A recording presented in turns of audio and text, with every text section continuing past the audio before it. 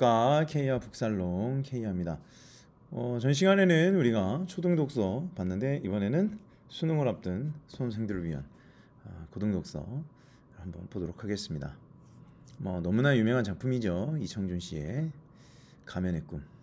함께 쭉 한번 살펴보죠. 이청준의 소설 가면의 꿈은 사회적 성공의 허상과 개인의 내면적 공허 사이에서 갈등하는 한 지식인의 이야기를 심층적으로 다루고 있는 책입니다. 첫 번째 볼까요? 성공적인 삶의 이면, 명식의 불안. 주인공 명식은 어릴 때부터 비상한 재능을 인정받아 젊은 나이에 출세한 엘리트 법관입니다. 그는 겉보기에는 완벽한 직업, 안정적인 결혼 생활, 그리고 주위의 부러움을 사는 성공적인 삶을 살고 있습니다. 그러나 명식은 이런 규격화되고 틀에 박힌 삶 속에서 극도의 불안과 소외감을 느끼죠.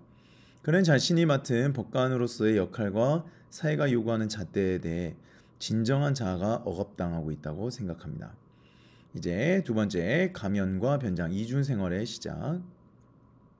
이러한 내면의 공허함과 억압된 욕망은 기묘한 형태로 표출되죠. 명식은 밤이 되면 가면을 쓰고 변장을 한 채 집을 나서 거리를 배회하기 시작합니다. 가면은 무엇을 의미할까요? 가면은 그에게 법관 명식이라는 사회적 역할에서 벗어날 수 있는 탈출구이자 억압된 욕망과 자유로운 자아를 분출하게 해주는 매개체죠.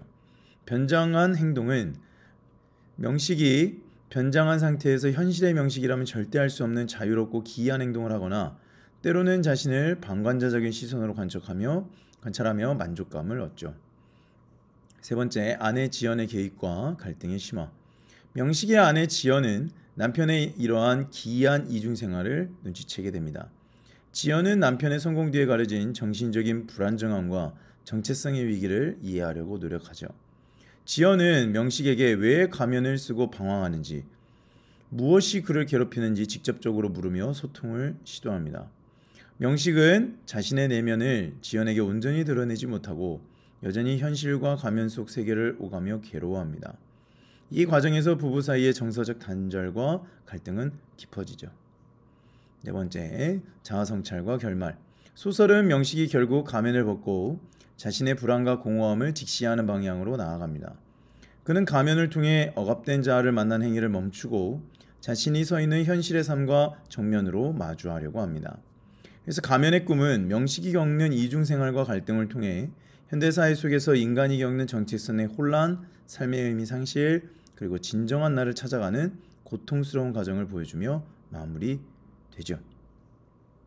그래서 명식의 가면은 사회적 역할과 본래적 자아의 괴리를 상징하며 이 소설은 현대 지식인의 실존적 위기를 다루고 있습니다. 그래서 이청준의 소설 가면의 꿈의 배경, 시대적 배경과 공간적 배경을 모두 아우르는 복합적인 특징을 가지고 있으니까 한번 살펴보죠. 일단 시대적 배경은 1970년대 한국 사회입니다. 이 소설이 발표된 시기인 1970년대는 한국이 산업화와 근대화를 급속하게 추진하던 때죠. 이러한 시대적 상황은 소설의 주제의식을 형성하는 중요한 토대가 됩니다.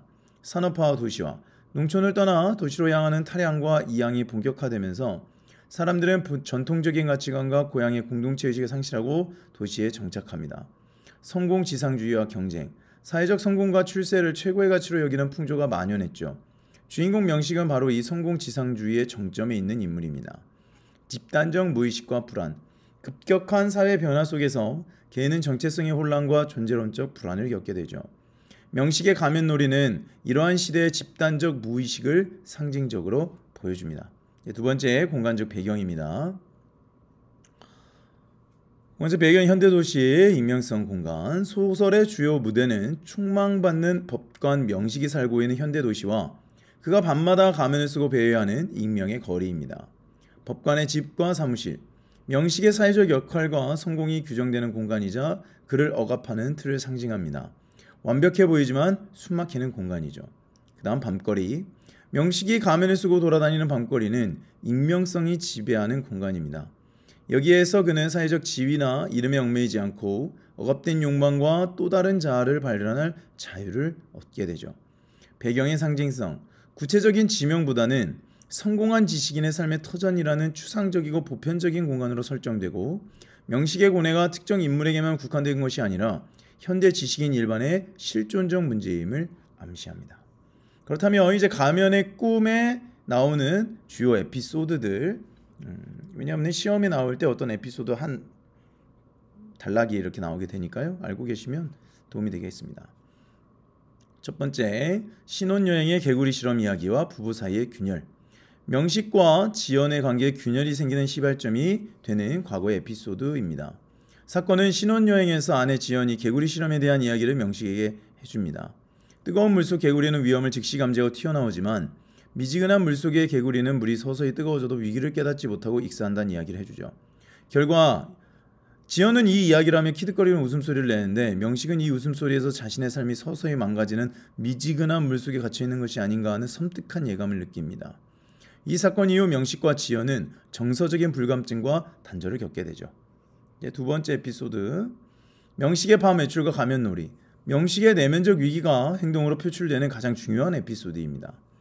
명식은 2층 서재에 숨어 들어가 가면을 쓰고 가발과 코수염 등으로 변장한 후 밤거리를 배회하죠. 그는 이 가면 속에서 극도의 휴식과 위안을 얻습니다. 지연의 방조. 아내 지연은 남편의 기이한 행동을 알면서도 이를 묵인하거나 심지어 은밀하게 도와주기까지 합니다. 명식이 변장을 위해 2층 서재로 올라가면 모르는 척 자신의 침실로 숨어 들어가 기회를 만들어줍니다. 이는 지연이 남편의 고뇌에 대해 일종의 동정심을 느끼면서도 동시에 자신이 개입할 수 없는 남편의 고독한 세계를 인정했음을 보여줍니다. 이제 가면을 쓴 채 홀로 중얼거리죠. 밤 외출을 마치고 돌아온 명식이 변장한 채 2층 서재에서 혼잣말을 중얼거리는 장면입니다. 명식은 취기가 섞인 목소리로 앞뒤가 닿지 않는 혼잣말을 중얼거리죠. 그의 말은 가면을 쓴 자신이야말로 고뇌를 가장 정직하게 안을 수 있는 존재라는 태도를 드러냅니다. 지연의 관찰. 지연은 어둠 속에서 명식의 희미한 모습을 조용히 지켜봅니다. 그녀는 남편의 변장 속에서 가면의 하얀 울음을 느끼지만 명식에게 다가서지 못하고 방을 나오고 맙니다. 이는 부부간에 회복할 수 없는 소통의 단절을 상징하죠. 명식의 투신 자살과 지연의 방관. 투신, 지연의 방관. 소설의 충격적인 결말 부분에서 나타나는 에피소드입니다. 명식은 밤 외출 후 가면을 쓴 채 투신하는 것으로 묘사됩니다. 명식의 피곤함과 황량함이 극에 달한 경우죠. 지연의 태도. 지연은 밤이 깊었을 리도 없는데 이날 밤 가면의 추락음을 듣지 못했다고 진술하죠. 그녀는 남편의 시체를 발견하고도 하얀 얼굴이 꿈꾸듯 조용히 잠들어 있다고 말하며 명식을 우아하고 이상적인 존재로 포장하죠. 이 결말은 지연이 명식의 자살을 의도적으로 방관하거나 혹은 그의 고뇌를 이해하지 못한 채 그의 죽음마저 미워하고 있음을 암시합니다. 이는 현대인의 이기심과 무관심 그리고 진정한 고통에 대한 외면을 비판하는 장면으로 해석되죠. 이런 네 가지 에피소드를 통해 작가는 사회적 성공의 이면에서 오는 실존적 고통과 그 고통을 방관하고 외면하는 현대인의 모습을 고발하고 있습니다. 그래서 이 가면의 꿈은 어떻게 보면 현대인의 자화상과 같은 것이죠. 성공을 추구하지만 그 성공의 끝에서 마주하는 공허감. 결국 그것이 파멸적 결론으로 치닫게 되는 것.